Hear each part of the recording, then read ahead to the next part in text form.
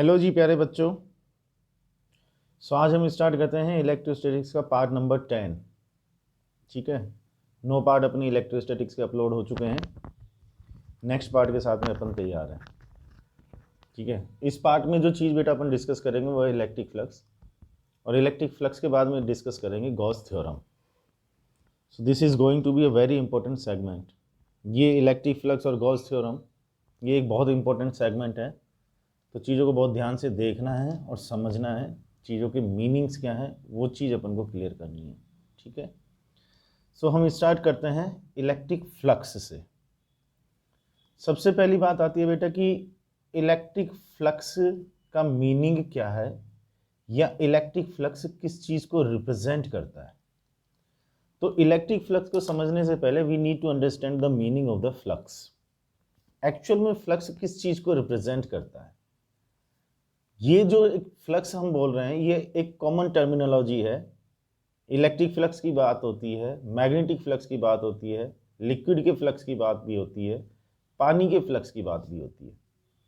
तो हम पानी का एग्जांपल लेकर के पहले फ्लक्स का मीनिंग समझने की कोशिश करें कि मान लो किसी एक पर्टिकुलर डायरेक्शन में पानी का फ्लो हो रहा है और हमने उस फ्लो के बीच में एक रेक्टेंगुलर फोटो फ्रेम लटका दिया जो बीच में से खाली है।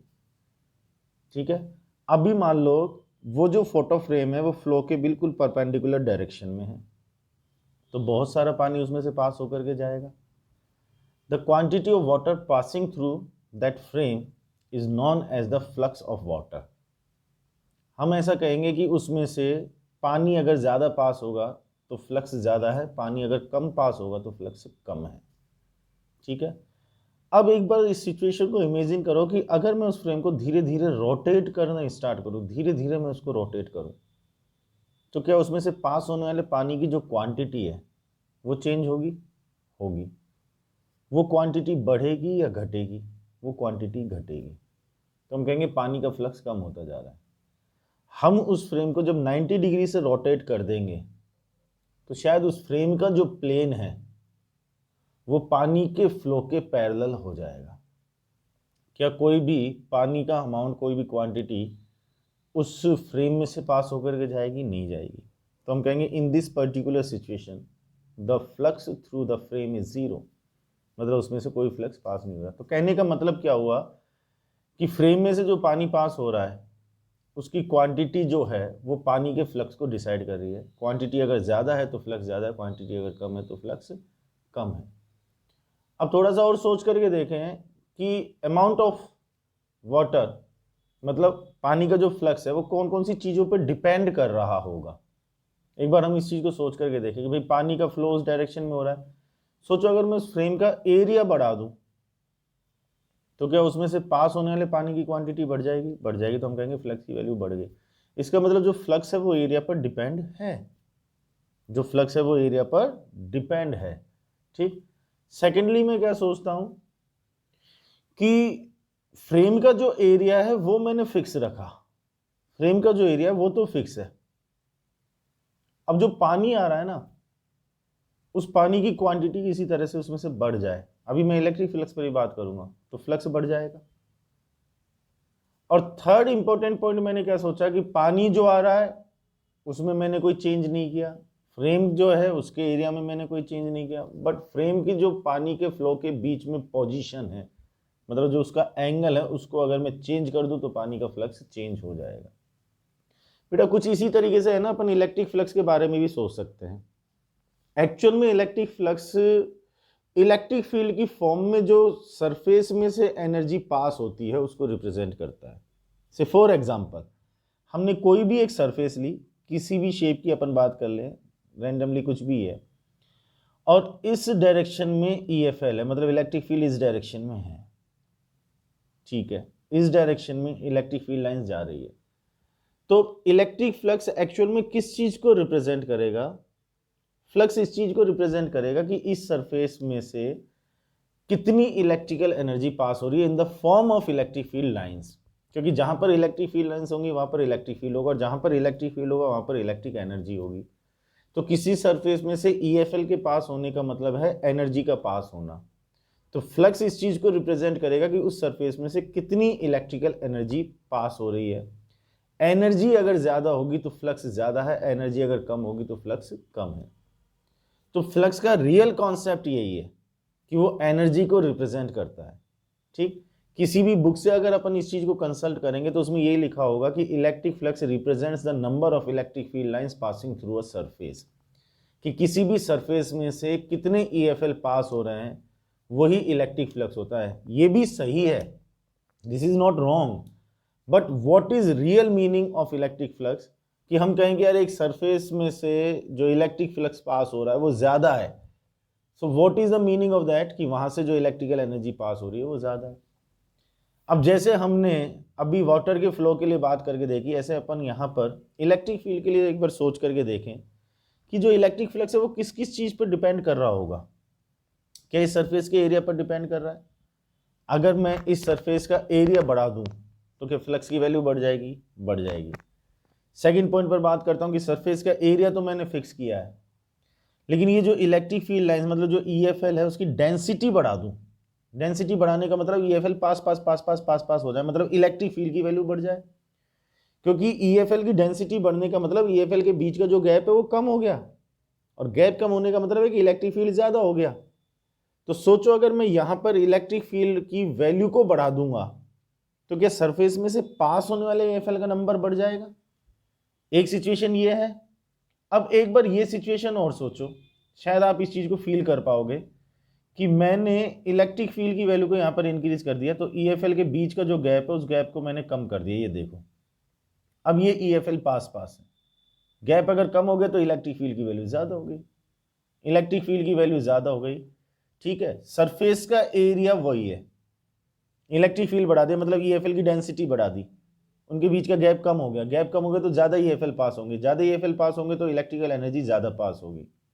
ठीक, तो एरिया पर फ्लक्स डिपेंड है, इलेक्ट्रिक फील्ड पर भी फ्लक्स डिपेंड है, और तीसरा इंपॉर्टेंट फैक्टर कि मैंने एरिया भी फिक्स रखा, मैंने इलेक्ट्रिक फील्ड को भी फिक्स रखा, बट मैंने सरफेस को परपेंडिकुलर रखने के बजाय किसी एक पर्टिकुलर एंगल पर रखा, और वो एंगल अगर मैं चेंज करूँ तो, कि सरफेस को अगर मैं इलेक्ट्रिक फील्ड में रोटेट करता जाऊं, मतलब मैं इलेक्ट्रिक फील्ड और सरफेस के बीच का जो एंगल है उसको कंटिन्यूअसली चेंज करता जाऊं, तो क्या चेंज करने से भी उसमें से पास होने वाले ईएफएल का नंबर चेंज होगा, नंबर चेंज होगा तो इलेक्ट्रिकल एनर्जी चेंज होगी, मतलब फ्लक्स की वैल्यू चेंज होगी। ठीक है, तो इस पूरे डिस्कशन का बेटा एक्चुअल में कंक्लूजन क्या है कि जो इलेक्ट्रिक फ्लक्स है, पहली बात कि electric flux represents the number of EFL passing through a surface placed in the electric field, कि इलेक्ट्रिक फील्ड में कोई सरफेस रखी गई है, उस सरफेस में से जितने ईएफएल पास होंगे फ्लक्स उतना ही ज़्यादा कहलाएगा, वो रिप्रेजेंट करता है इलेक्ट्रिक एनर्जी को जो उस सरफेस में से पास हो रही है। ठीक है, तीन फैक्टर्स हमने डिस्कस किए हैं जिस पर इलेक्ट्रिक फ्लक्स की वैल्यू डिपेंड करती है। फर्स्ट फैक्टर हमने कहा है एरिया ऑफ सरफेस, एरिया और सरफेस पर फ्लक्स डिपेंड करेगा। सेकंड फैक्टर हमने कहा है वैल्यू ऑफ इलेक्ट्रिक फील्ड, और थर्ड फैक्टर हमने कहा है क्या, angle between electric field and surface. इन तीन चीजों पर इलेक्ट्रिक फ्लक्स डिपेंड, ये हमने कॉन्सेप्चुअली डिस्कस किया है, अभी हम किसी एक्सप्रेशन की बात नहीं कर। ठीक, अब साइंटिस्ट लोगों ने क्या किया कि इलेक्ट्रिक फ्लक्स को कैलकुलेट करने के लिए एक फॉर्मूला दे दिया। उन्होंने फॉर्मूला क्या दिया, और उस फॉर्मूले से कंफर्म करना कि ये तीन फैक्टर उसमें कंसीडर्ड हैं या नहीं है। उन्होंने कहा कि मान लो कोई भी सरफेस इस तरीके से रखी हुई है और इस डायरेक्शन में मान लो इलेक्ट्रिक फील्ड है। ठीक है, इलेक्ट्रिक फील्ड इस डायरेक्शन में है, तो अब इस सरफेस से पास होने वाले फ्लक्स को कैलकुलेट करने के लिए उन्होंने क्या तरीका बताया कि पहले सरफेस पर एक एलिमेंट लो, उसका एरिया डीए कहो और डीए वेक्टर लो, तो डीए वेक्टर आया इस डायरेक्शन में। अब डीए वेक्टर के लिए एक बात हमेशा याद रखना बेटा, ये हमेशा normal to surface in outward direction. ठीक है, एरिया वेक्टर के लिए हमेशा एक बात याद रखना कि वो हमेशा सरफेस के नॉर्मल आउटवर्ड डायरेक्शन में लिया जाएगा, तो डीए वेक्टर सरफेस के नॉर्मल आउटवर्ड होगी, और इस एलिमेंट की पोजीशन पर इलेक्ट्रिक फील्ड इस डायरेक्शन में हो गया, और दोनों के बीच का एंगल हमने ये थीटा मान लिया। तो इस एलिमेंट के लिए जो इलेक्ट्रिक फ्लक्स होगा डी फाई, फ्लक्स को रिप्रेजेंट करते हैं हम फाई से, क्योंकि एलिमेंट के लिए बात हो रही है इसलिए डी साथ में लगाते हैं, तो D phi is equals to E vector dot D A vector, that is D phi equals to E D A cos theta. अब इस एक्सप्रेशन को अगर हम ध्यान से देखें तो ये तीनों फैक्टर जो हमने कॉन्सेप्चुअली डिस्कस किए थे वो तीनों फैक्टर इस एक्सप्रेशन में आ गए। फ्लक्स की वैल्यू इलेक्ट्रिक फील्ड पर डिपेंड है, एरिया पर डिपेंड है और एंगल पर डिपेंड है, तीनों पर डिपेंड है। ये हमने एक एलिमेंट के लिए फ्लक्स कैलकुलेट किया है। पूरी सरफेस के लिए अगर हम फ्लक्स की बात करेंगे तो phi equals to integration E D A cos theta, और क्लोज सरफेस है तो यहाँ पर सर्कल और बना देंगे, हम कहेंगे this is integration for the closed surface. तो किसी क्लोज्ड सरफेस के लिए फाई को कैलकुलेट करने का ये हमारे पास में एक फॉर्मूला बना। ठीक, अब फ्लक्स से रिलेटेड कुछ छोटी छोटी सी बातें। और पहली बात की ये फ्लक्स स्केलर है या वेक्टर है, एक्सप्रेशन देख करके पता लगेगा। हम ई और डी ए का डॉट प्रोडक्ट कर रहे हैं, स्केलर प्रोडक्ट कर रहे हैं, इसका मतलब जो रिजल्ट आएगा वो स्केलर है। इसका मतलब जो इलेक्ट्रिक फ्लक्स है वो स्केलर क्वांटिटी है। ठीक है, अब स्केलर क्वांटिटी है तो क्या ज़रूरी है कि वो हमेशा पॉजिटिव हो? ये ज़रूरी नहीं है, क्योंकि स्केलर क्वांटिटी पॉजिटिव भी हो सकती है और नेगेटिव भी हो सकती है। जैसे हम एग्जांपल लें वर्क का, वर्क भी एक scalar quantity, but that can be positive, that can be negative, that can be zero. ठीक, तो ऐसा कोई परसेप्शन अपने माइंड में मत लेकर के चलना कि स्केलर क्वांटिटी तो हमेशा पॉजिटिव होगा। ये पॉजिटिव भी हो सकता है, नेगेटिव भी हो सकता है, जीरो भी हो सकता है। कब कैसा होगा उस चीज को हम समझने की कोशिश करें। एक्सप्रेशन को देखो, D phi equals to E D A cos theta. Theta की वैल्यू 0 से 90 के बीच में होगी तो कोस थीटा की वैल्यू पॉजिटिव, और कोस थीटा अगर पॉजिटिव है तो फाई की वैल्यू पॉजिटिव। ठीक है, थीटा की वैल्यू अगर 90 से 180 के बीच में होगी तो कोस थीटा की वैल्यू नेगेटिव है, इसका मतलब फ्लक्स की वैल्यू मतलब फाई की वैल्यू भी नेगेटिव है। और थीटा अगर 90 डिग्री हुआ तो कोस 90 की वैल्यू 0 हो जाएगी, तो फाई की वैल्यू 0 हो जाएगी। ठीक है, तो फ्लक्स के बारे में अब एक बात और पता लगी कि फ्लक्स में बी पॉजिटिव, इट में बी नेगेटिव और इट में बी जीरो। अब ये जो पॉजिटिव नेगेटिव वाली चीज है ना बेटा, इसको थोड़ा सा और अपन समझने की कोशिश करें एक्चुअल में क्या है। ठीक है, जैसे हमने एक एग्जांपल लिया कि मान लो ये क्यूब है, या कोई भी अपन एक क्लोज सरफेस ले लेते हैं। ठीक है, क्यूब के एग्जांपल से बात करेंगे तो थोड़ी सी चीज इजी हो जाएगी। हमने ये क्यूब लिया और मान लो EFL इस डायरेक्शन में है। अब इस एग्जांपल को ध्यान से देखोगे तो इसमें पॉजिटिव नेगेटिव जीरो सारी कहानी समझ में आ जाएगी। ठीक है, इसकी ये वाली सरफेस अगर हम कंसीडर करें तो आप सोचो इस सरफेस के लिए E किधर है और DA किधर है। E तो राइट साइड में है ही, और सरफेस के लिए अगर हम DA लेंगे तो सरफेस के नॉर्मल आउटवर्ड साइड में, तो DA इस डायरेक्शन में आया, मतलब इस सरफेस पर अगर अपन कोई एलिमेंट लेंगे तो E और DA एक दूसरे के अपोजिट डायरेक्शन में आएंगे, मतलब थीटा की वैल्यू 180 डिग्री, तो कोस 180 डिग्री नेगेटिव हो जाएगा, मतलब फ्लक्स की वैल्यू नेगेटिव आ जाएगी। बोलो हाँ या ना? तो इस सरफेस के लिए हमको फाई की वैल्यू नेगेटिव मिल रही है। ठीक, इसके सामने वाली ये जो अपोजिट, इसके अपोजिट जो सरफेस है उसके लिए अगर हम बात करेंगे तो E तो राइट साइड में हो गया, DA हो गया सरफेस के नॉर्मल आउटवर्ड डायरेक्शन में। तो अब यहाँ के एलिमेंट के लिए E और DA सेम डायरेक्शन में थीटा की वैल्यू 0 0, तो मतलब फाई की वैल्यू पॉजिटिव। तो इसके लिए हमको फाई की वैल्यू कैसी मिल गई? पॉजिटिव मिल गई। ठीक है, फाई की वैल्यू कैसी मिल गई? पॉजिटिव, सॉरी, फाई की वैल्यू मिल गई है हमको पॉजिटिव। ओके, अच्छा ऊपर वाली सरफेस की अगर मैं बात करूं तो देखना ध्यान से, ऊपर वाली सरफेस के लिए अगर मैं बात करूंगा तो E तो राइट साइड में है, DA जो लूंगा वो सरफेस के नॉर्मल आउटवर्ड, E और DA के बीच में 90 डिग्री, तो फाई की वैल्यू 0, और इसके सामने वाली नीचे वाली सरफेस की अगर मैं बात करूंगा तो उसके लिए भी 0 आएगा। ठीक है, इधर वाली सरफेस के लिए और उसके सामने वाली सरफेस के लिए बात करूंगा तो उसके लिए भी 0 आएगा। कहने का मतलब क्या हुआ कि इस क्यूब में अगर हम देखें तो 6 सरफेसेस बन रही हैं, उनमें से ये लेफ्ट वाली सरफेस के लिए जो फ्लक्स आ रहा है वो नेगेटिव आ रहा है, उसके सामने वाली सरफेस के लिए फ्लक्स की वैल्यू पॉजिटिव आ रही है, और बाकी की 4 सरफेसेस के लिए जो फ्लक्स की वैल्यू आएगी वो 0 आएगी। ठीक है, तो इसे एक एग्जांपल से ये तो हमको क्लियर हो रहा है कि भाई फाई की वैल्यू पॉजिटिव, नेगेटिव और 0 सब तरीके की मिल रही है। ठीक है, बट हम समझना क्या चाह रहे हैं, हम समझना ये चाह रहे हैं कि नेगेटिव फ्लक्स एक्चुअल में क्या है, मतलब क्या रिप्रेजेंट करना चाहता है, पॉजिटिव फ्लक्स का एक्चुअल में मतलब क्या है। ध्यान से देखो, नेगेटिव फ्लक्स अपन को कब मिल रहा है, इस सरफेस के लिए, लेफ्ट साइड वाली इस सरफेस के लिए अगर मैं बात करूं तो आप इस सरफेस के लिए क्या कहोगे, ईएफएल अंदर जा रही है या बाहर निकल रही है।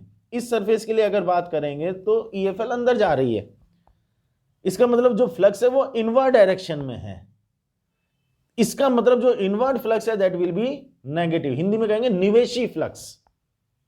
तो जो इनवर्ड फ्लक्स है, जो निवेशी फ्लक्स है that will be taken as negative. और सामने वाली इस सरफेस के लिए अगर बात करें तो ऑब्जर्व करके बताओ, जो ईएफएल है वो बाहर की तरफ आ रही है, अंदर की तरफ जा रही है, बाहर की तरफ निकल रही है, निकल रही है तो आउटवर्ड फ्लक्स है। आउटवर्ड फ्लक्स मतलब निर्गत फ्लक्स, तो जो निर्गत या आउटवर्ड है वो पॉजिटिव है। Is that clear. तो नेगेटिव फ्लक्स का मतलब कहीं पर भी अगर मैं कैलकुलेट करके बताऊं कि इस सरफेस के लिए फ्लक्स की वैल्यू नेगेटिव आ रही है, what is meaning of that. एक सरफेस के लिए अगर फ्लक्स की वैल्यू नेगेटिव आ रही है तो इसका मतलब ईएफएल उसके अंदर जा रही है। एक सरफेस के लिए अगर फ्लक्स की वैल्यू पॉजिटिव आ रही है तो इसका मतलब ईएफएल उससे बाहर निकल करके आ रही है। एक सरफेस के लिए अगर फ्लक्स की वैल्यू 0 आ रही है तो इसका मतलब जो ईएफएल है उसके पैरेलल है, मतलब ऊपर से जा रही होंगी या नीचे से जा रही होंगी, उसके अंदर से पास नहीं हो रही होंगी।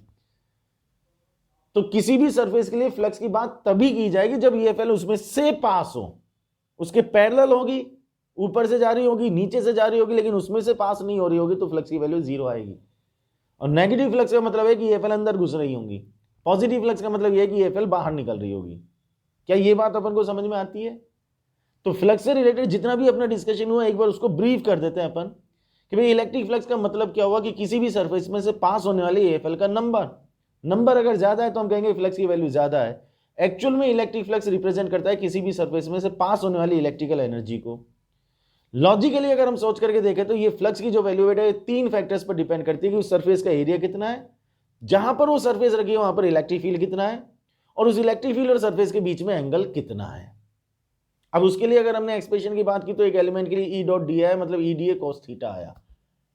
यहां पर DA अपन ने वेक्टर लिया, area vector, and area vector is always taken normal to the surface in the outward direction, मतलब DA वेक्टर हमको हमेशा सरफेस के नॉर्मल डायरेक्शन में बाहर की तरफ लेना है।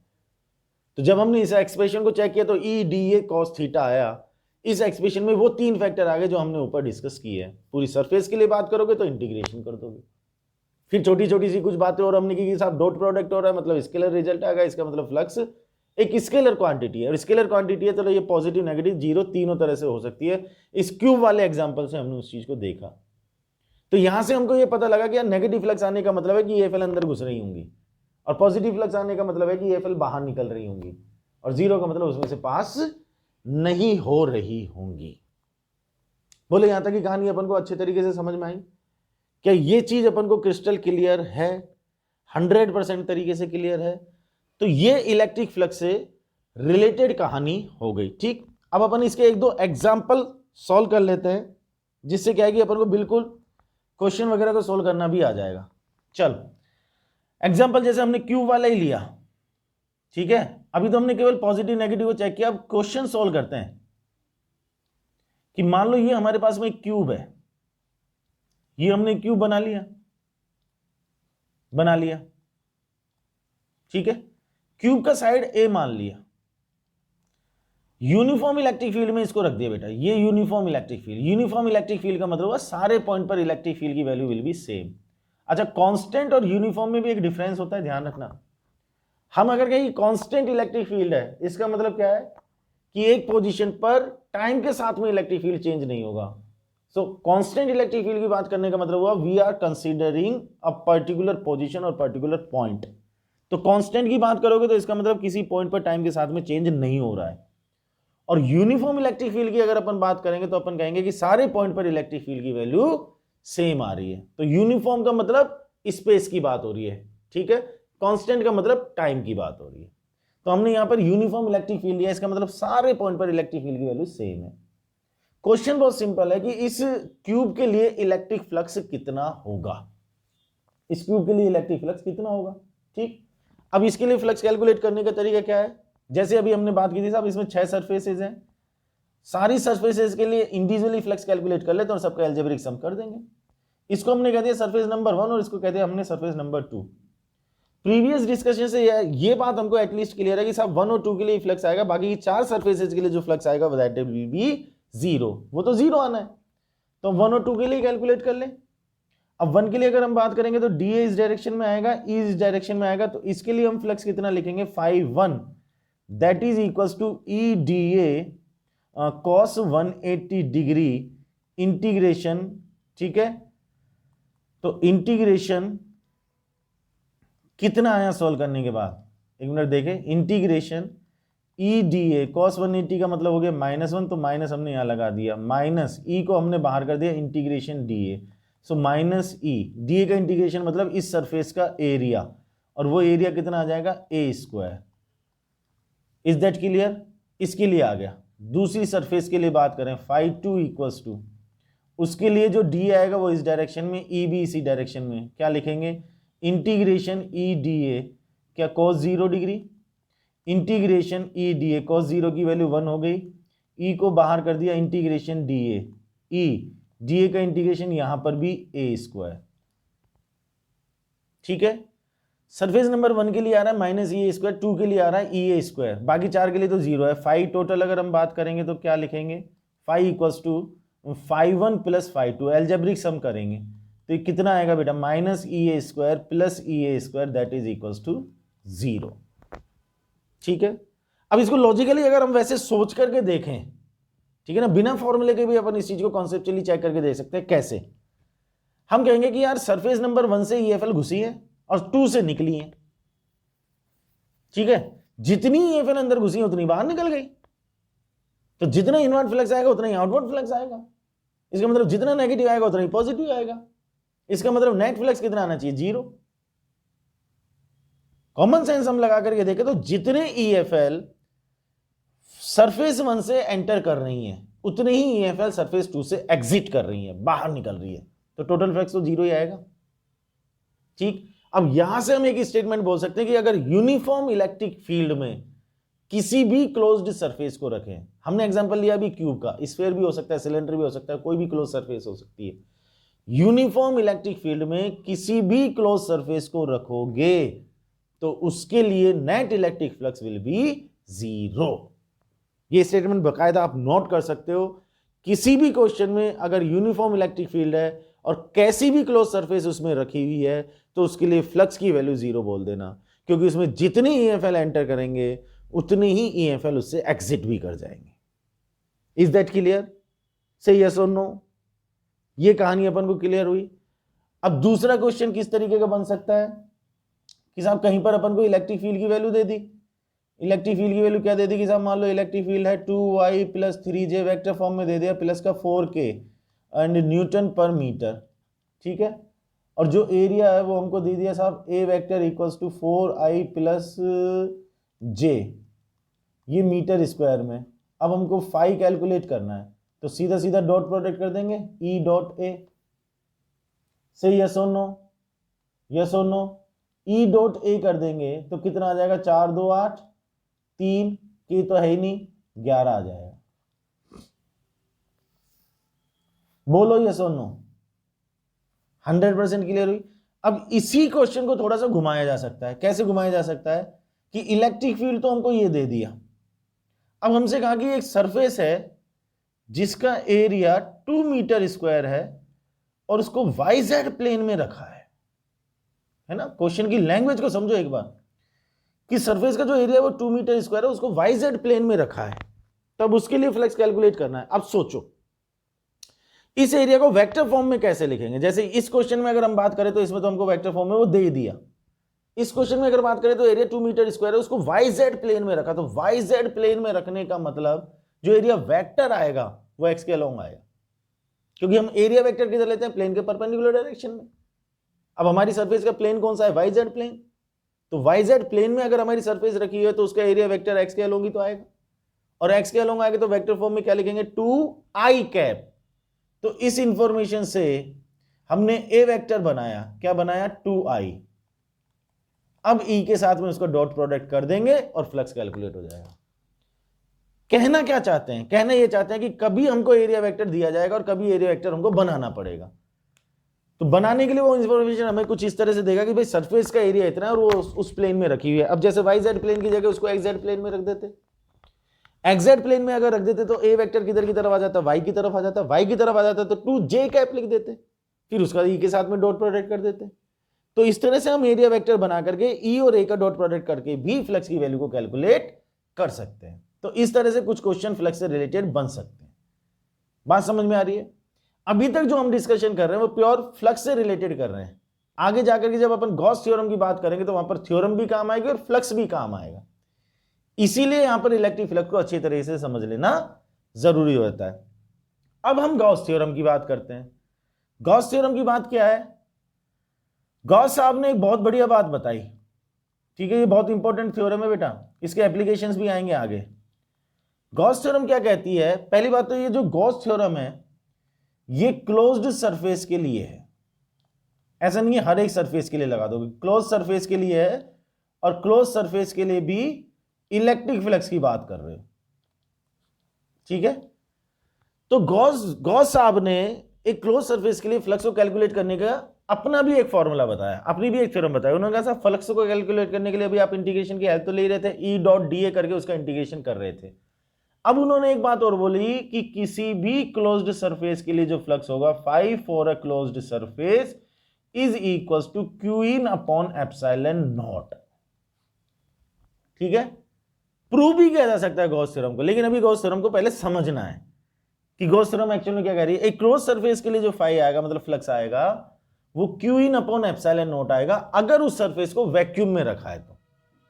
हाँ, वैक्यूम की जगह किसी मीडियम में रखोगे तो एप्सिलॉन नॉट की जगह क्या आ जाएगा, एप्सिलॉन आ जाएगा, ठीक है। मोस्ट ऑफ द केसेस में हम उसको वैक्यूम में लेकर के चलते हैं और कोई इंफॉर्मेशन अगर हमको क्वेश्चन में गिवन नहीं होती तो हम वैक्यूम मान करके चलते भी हैं।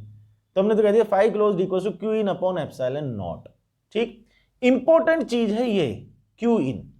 क्यू इन का मतलब क्या हुआ कि हम जो चार्ज लेंगे वो केवल वही वाला चार्ज लेंगे जो सरफेस के अंदर आ रहा होगा। फॉर एग्जाम्पल कि मान लो ये एक क्लोज्ड सरफेस है, अब यहां अंदर चार्ज है प्लस Q1, एक चार्ज और है माइनस Q2, यहां पर एक चार्ज है प्लस Q3। तो हम Q इन क्या लिखेंगे, अंदर जितने भी चार्जेस हैं उन चार्जेस का एल्जेब्रिक सम। तो हम Q इन कितना लेंगे, हम लेंगे Q1 माइनस Q2। तो इसमें हम इस Q3 को शामिल नहीं करेंगे, बाहर वाला चार्ज शामिल नहीं करेंगे। Is that clear? तो गॉस थ्योरम कह रही है कि किसी भी क्लोज सरफेस के लिए जो फ्लक्स आएगा वो Q in upon epsilon not आएगा, राइट। जैसे हमने अभी एग्जांपल लिया कि अंदर का चार्ज प्लस Q1 और माइनस Q2 हो गए, बाहर प्लस Q3। अब बाहर कितना भी चार्ज रख दो, हमको केवल अंदर वाले चार्ज का एल्जेब्रिक सम करना है, तो हमने Q इन की जगह Q1 माइनस Q2 ले लिया, ठीक है। अच्छा, अब मैं एक एग्जांपल लेता हूं कि मान लो एक स्फीयर है, sphere 3D structure close surface, centre पर चार्ज रखा हुआ है प्लस Q, ठीक है। तो आप इसके लिए फ्लक्स कितना लिखोगे? अब गॉस थ्योरम से डायरेक्ट कैलकुलेट कर सकते हैं Q in upon epsilon not. अंदर चार्ज कितना है Q, तो फाई कितना लिखेंगे, फाई लिखेंगे Q अपॉन एप्सिलॉन नॉट, ठीक है साहब। सोचो अगर मैं इस स्फीयर को छोटा कर दूं, है स्फीयर ही, छोटा कर दिया और सेंटर पर चार्ज फिर प्लस Q रख दिया। अब अगर मैं गॉस थ्योरम से फ्लक्स कैलकुलेट करूं तो क्या उतना ही आएगा, उतना ही आएगा, ठीक है। तो यहां से अपन को एक बात पता लगी कि यार क्लोज सरफेस के लिए जो फ्लक्स है ना वो उसके साइज पर डिपेंड नहीं कर रहा। आप ध्यान से देखो, पहले साइज ज्यादा मतलब रेडियस ज्यादा थी, बाद में रेडियस अपन ने कम कर दी, उसके साइज पर डिपेंड नहीं कर रहा है, उसके साइज पर डिपेंड नहीं कर रहा। और अब मैंने कहा कि यार ये स्फीयर की जगह है ना, क्यूब लो, तुम क्यूब लो, क्यूब, ये क्यूब ले लिया और सेंटर पर प्लस Q चार्ज रख दो।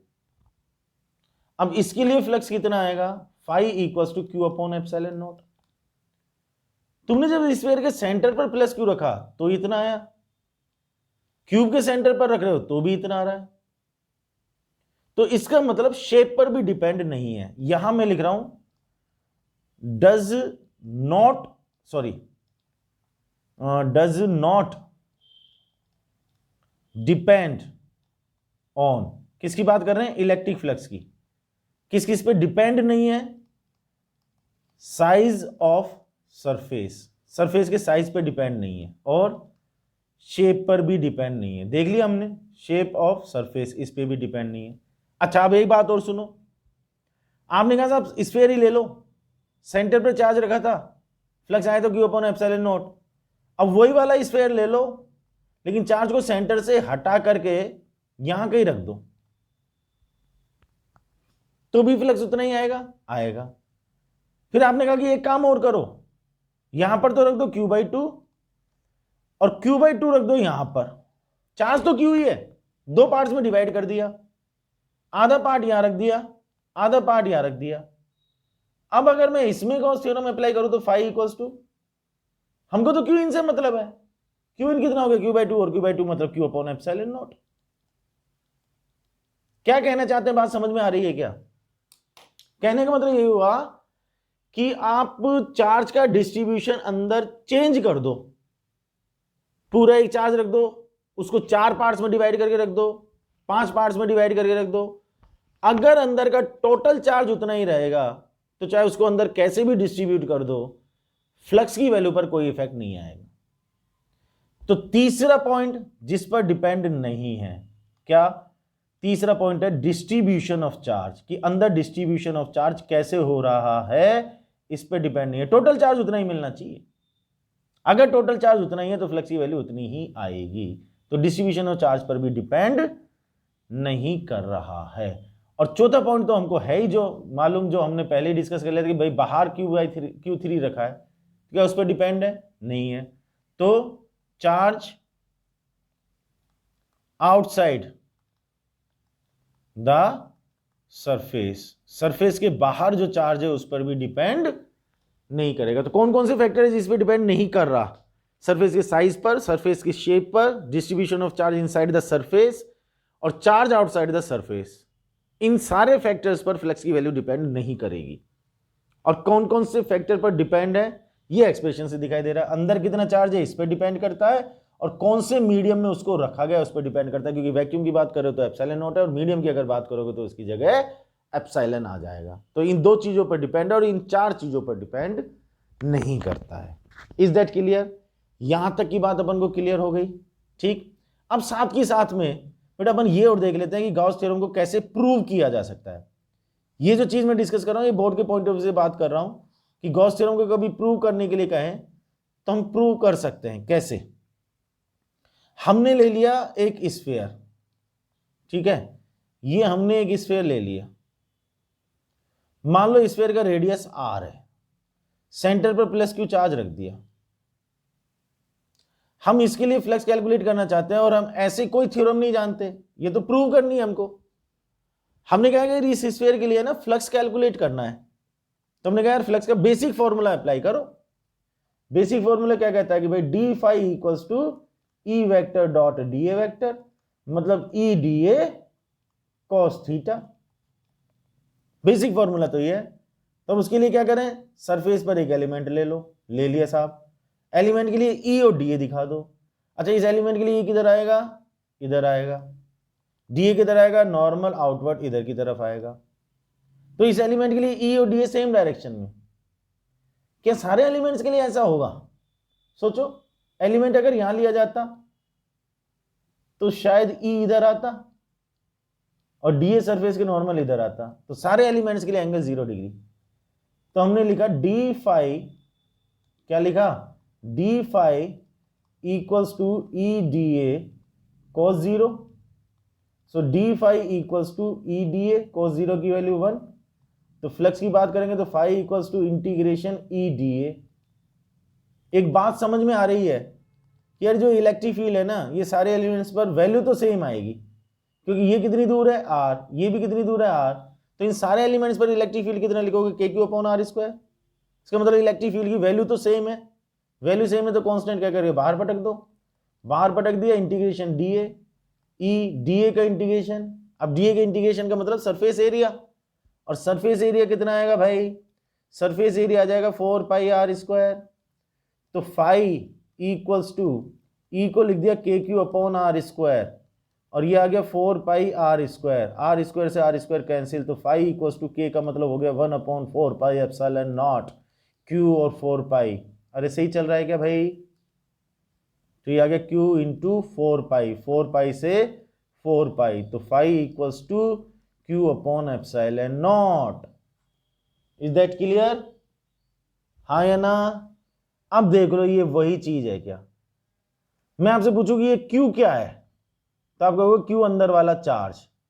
तो गॉस थ्योरम प्रूव हुई या नहीं हुई कि क्लोज सरफेस के लिए जो फ्लक्स आ रहा है वो Q in upon epsilon naught आ रहा है। बोलो बात समझ में आई या नहीं आई?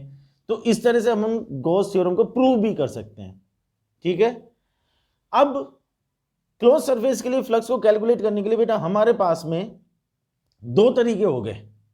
एक तो फ्लक्स कैलकुलेट करने का बेसिक फॉर्मूला, कौन सा? ये वाला कि एलिमेंट के लिए निकालो और इंटीग्रेशन कर दो, और एक ये तरीका हो गया। ठीक है, तो कुछ पर्टिकुलर सिचुएशंस में हम फ्लक्स की वैल्यू यहां से कैलकुलेट करेंगे और यहां से भी कैलकुलेट करेंगे, क्योंकि दोनों ही फ्लक्स के लिए फॉर्मूला है, और फिर दोनों को इक्वेट करके इलेक्ट्रिक फील्ड की वैल्यू भी निकाल सकते हैं। ये जो पार्ट है ये आता है एप्लीकेशन ऑफ गॉस थ्योरम में। ठीक है, तो इससे आगे जो हमें डिस्कस करना है वो है एप्लीकेशन ऑफ गॉस थ्योरम्स, जिसमें हम फ्लक्स की वैल्यू दो तरीके से कैलकुलेट करेंगे। तो गॉस थ्योरम को बेसिकली हम अप्लाई क्यों करते हैं? किसी भी पॉइंट पर इलेक्ट्रिक फील्ड की वैल्यू को कैलकुलेट करने के लिए। ठीक है, वो हम नेक्स्ट वीडियो में डिस्कस करेंगे। अभी इस वीडियो में यहीं तक हम डिस्कस करेंगे। नेक्स्ट वीडियो में गॉस थ्योरम को अप्लाई करते हुए कुछ क्वेश्चंस, कि कुछ क्वेश्चंस है उनको गॉस थ्योरम से हम स्मार्ट तरीके से कैसे सॉल्व कर सकते हैं, फ्लक्स की वैल्यू कैसे कैलकुलेट कर सकते हैं। तो 2-4 क्वेश्चन उससे रिलेटेड मैं कराऊंगा। फिर उसके बाद में गॉस थ्योरम के एप्लीकेशंस की बात होगी कि कैसे कैसे हम इलेक्ट्रिक फील्ड को कैलकुलेट कर सकते हैं। वहां फिर हमारा गॉस थ्योरम वाला काम कंप्लीट होगा। तो नेक्स्ट वीडियो में क्या डिस्कस करने वाले हैं? गॉस थ्योरम से रिलेटेड 2-4 क्वेश्चन सॉल्व करने वाले हैं, फिर उसके बाद में गॉस थ्योरम के एप्लीकेशंस डिस्कस करने वाले हैं। ठीक है, तो नेक्स्ट वीडियो में जल्दी ही मुलाकात करेंगे। इस वीडियो को अच्छी तरह से देखना, समझना, इसको समझना बहुत जरूरी है, ये बहुत इंपॉर्टेंट चीज है। ठीक है, कोई भी डाउट आए तो कमेंट बॉक्स में आप डाल सकते हो। बाकी फिर नेक्स्ट वीडियो में जल्दी ही मुलाकात करते हैं। ठीक है, till then thank you very much, take very good care of yourself, see you soon, bye.